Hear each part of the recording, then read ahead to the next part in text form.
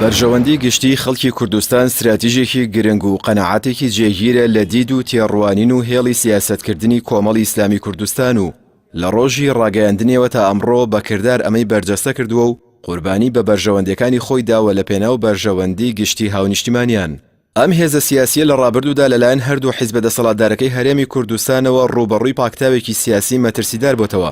بە جۆرێک کە کار گەیشتۆتە تیرۆری جەستەیی سەرکردەکانی و گرتن و ڕاوەدونان و زیندانیکردن و فشارخستنە سەر ئەندام و لایەنگرانی. لە ئێستاشدا ئیرهابێکی فکری بەرنامە بۆ داڕێژرا و لە بەرامبەری جێبەجێ دەکرێت، بەڵام کۆمەڵی ئیسلامی کوردستان ئەمانەی وەک کۆسپی سەرەڕێی تەماشا کردووە و چاو لە ئایندەیەکی گەشت کاردانەوەیەکی نەبووە هەم دۆخینا لەباری هەرێم ئاڵۆز بکە، هەم ببێتە هۆی ناڕەحەتی بۆ خەڵکی کوردستان کە ژیانیان لە ژێر سایەی دەسەڵاتە حیزبیە خێڵەکیەکانی هەرێمدا خۆی لە خۆیدا تروسکایی تیا نەماوە.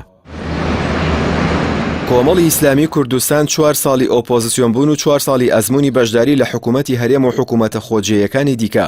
ئەدای نوێنەرەکانی لە ئەنجومەنی نوێنەران و پارلەمانی کوردستان و پارێزگاکان فۆرمێکی هێندە بەرزی لە نوێنەرایەتی پێشکەش کردووە کە خەڵکی کوردستان خۆی خاوەندارەتی ئەم هێزە ئیسلام خوازە بکە کە بۆتە ڕەمزی ڕوبەڕووبوونەوەی ستەم و هەڵشاخان بەڕووی گەندەڵی و پیسخۆری سیاسیە بازرگانەکانی هەرێمدا. ئەوەی کۆمەڵی ئیسلامی کوردستان لە هێزە سیاسیەکانی دیکە جیا دەکاتەوە ڕوونی و ڕاشکاویە لە هەڵوێست و بڕیاردا، کاتێک هەڵوێستێکی سیاسی دەردەبڕێت لە ئەمیرەکەیەوە بۆ ئەندامانی خوارەوە لە پەرلەمانتارەکانیەوە بۆ نوێنەرەکانی لە حکوومەت پێیەوە پابەند دەبن بە پێچەوانەی ئەوانی دیکە کە یان توانای بڕیاردانیان نییە یان توانای جێبەجێکردنی بڕیارەکانیان نییە و لە هەر قۆناغێکدا یان دابەش دەبن یان بەرژەوەندی حیزبی و بڕیاری هەڵەکردوونی بە بەشێک لە قەیران و کێشە کە ئەمە بۆ کۆمەڵتەواو پێچەوانێ و بۆیە هەم خەڵک دەزانن چیان لە کۆمەڵ دەوێ هەم دەسەڵاتیش دەزانێت کۆمەڵ چی دەوێ. ئەوەی کۆمەڵی کردوتە ژمارەیەکی قورس لە ساحەی سیاسی عێراق و هەرێمی کوردستان ئەو سیاسەتە ڕوون و ڕاشکا و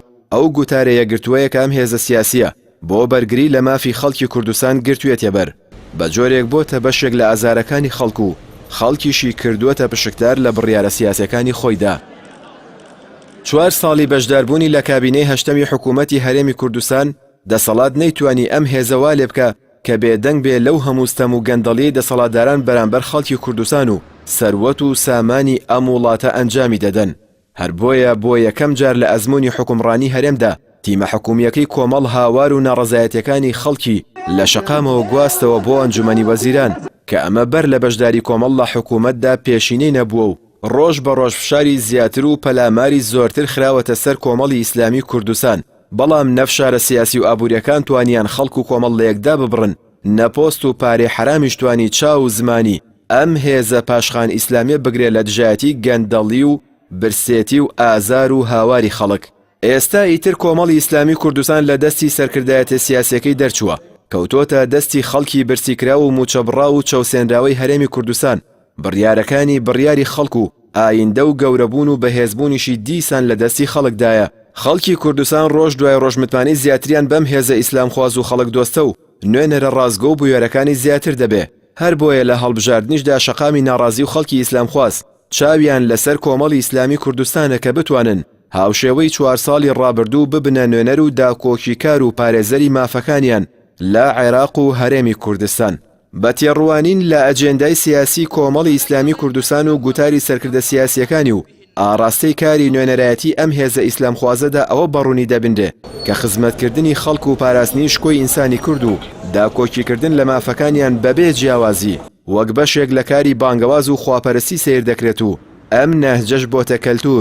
کەلتورێک کە هەر تاکێکی ئەم کۆمەڵە دەدوێنی دژایەتی ستەم و خۆسەپاندن و ڕوبەڕووبوونەوەی دزی و گەندەڵی و پیسخۆری و داکۆکی لە خەڵک و ستەم لێکراوان وەک بەشێک لە دینداری خۆیان دەزانن.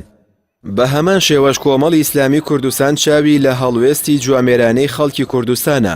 کە لە بەردەم سندوقەکانی دەنگدان ویژدانیان بخەنە کار و دەنگیان بە کۆمەڵی ئیسلامی کوردستان بدەن بۆ ئەوەی هێز و توانای زیاتری بێ و باشتر بتوانێ داکۆکی لە مافەکانی خەڵک بکات.